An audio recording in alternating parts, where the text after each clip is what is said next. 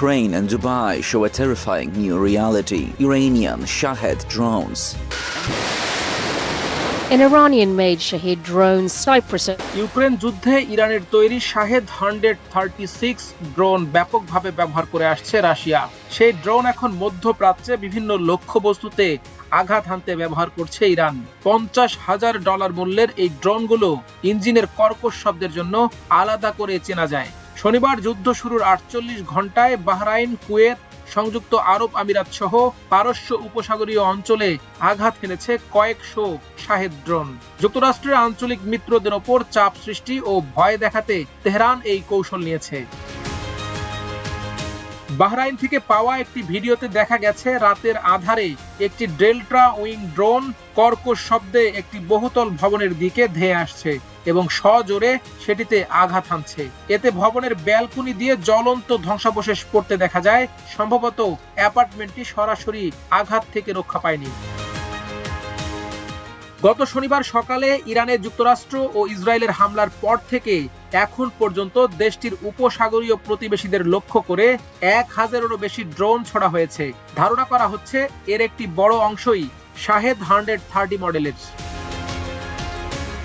সোমবার বিকেলে সংযুক্ত আরব আমিরাত জানিয়েছে তাদের ওপর 689টি ড্রোন হামলা চালানো হয়েছে। এর মধ্যে 645টি ড্রোন তারা ভূপাতিত করতে সক্ষম হলেও 44টি ড্রোন লক্ষ্যবস্তুতে আঘাত এনেছে।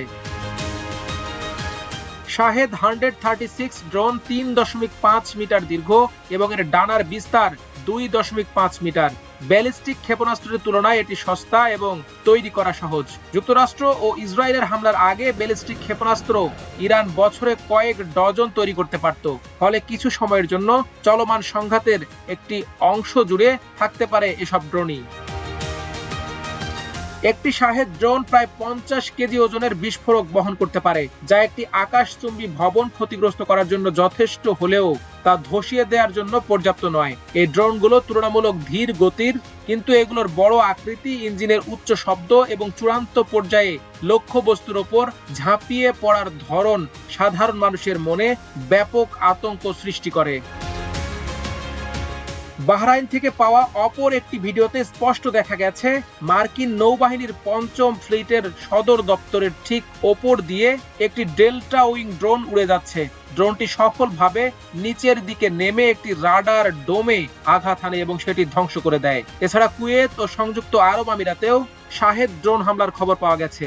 সাইপ্রাসের আক্রোতিরিতে ব্রিটিশ বিমান বাহিনীর একটি ঘাঁটিতেও সম্ভবত এই ড্রোন দিয়েই হামলা চালানো হয়েছে।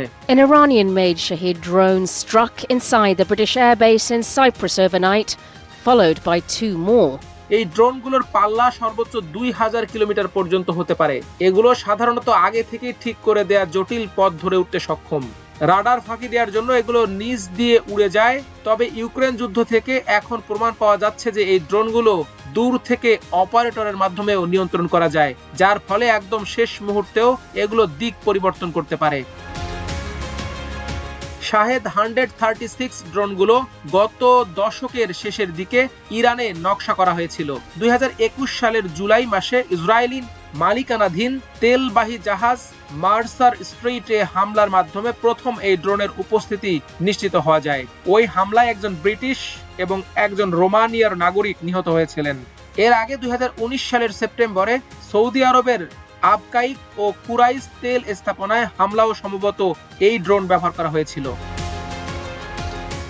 যুক্তরাষ্ট্রের দাবি অনুযায়ী ইরানের Shahed aviation industries research centre নামে একটি প্রতিষ্ঠান মূলত এই ড্রোনের নকশা করে। প্রতিষ্ঠানটি দেশটির ইসলামী বিপ্লবী গার্ড বাহিনী IRGCর অধীনস্থ।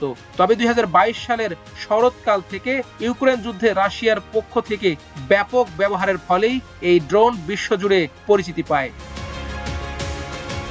শুরুতে ইরান থেকে রপ্তানি করা হলেও পরবর্তী সময়ে এই ড্রোনের প্রযুক্তি রাশিয়ার কাছে হস্তান্তর করে তেহরান।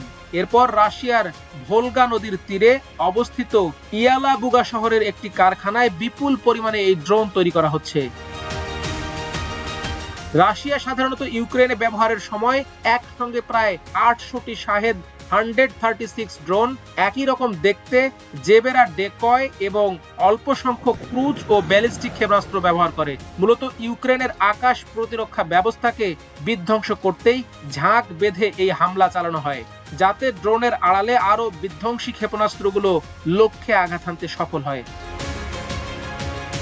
তবে গত সপ্তাহান্তে পারস্য উপসাগরীয় অঞ্চলে শাহেদ ড্রোনের বেশিরভাগ ভিডিওতে দেখা গেছে সেখানে আকাশ প্রতিরক্ষা ব্যবস্থা ভেদ করে ড্রোনের বিশাল কোনো ঝাঁক নয়, বরং বিচ্ছিন্নভাবে এক একটি ড্রোনকে আঘাত হানতে দেখা গেছে। ইউক্রেনের শাহেদ ড্রোনগুলো স্থির লক্ষ্যবস্তুতে, বিশেষ করে বিদ্যুৎ ও জ্বালানি অবকাঠামোতে আঘাত হানার ক্ষেত্রে সবচেয়ে বেশি কার্যকর প্রমাণিত হয়েছে। এর ফলে চলতি শীতে দেশটিতে জাতীয় পর্যায়ে বিদ্যুৎ সরবরাহে সংকট দেখা দিয়েছে। লাখ লাখ ঘরবাড়িতে এর প্রভাব পড়েছে। ইরান যদি এই একই কৌশল অবলম্বন করে তবে তারা সফল হতে পারে। সোমবার সকালে সৌদি আরবের বৃহত্তম শোধনাগার রাস তানুরায় ড্রোন হামলার পর অগ্নিকাণ্ডের ঘটনা ঘটে। এর ফলে ওই শোধনাগারটি বন্ধ করে দিতে বাধ্য হয় কর্তৃপক্ষ। যদিও ওই হামলায় ব্যবহৃত অস্ত্রটি শাহেদ ড্রোন কিনা তা নিশ্চিত হওয়া যায়নি, তবে এর ধ্বংসাত্মক ক্ষমতা ছিল একই রকম। মাল্টিমিডিয়া ডেস্ক, আমার দেশ।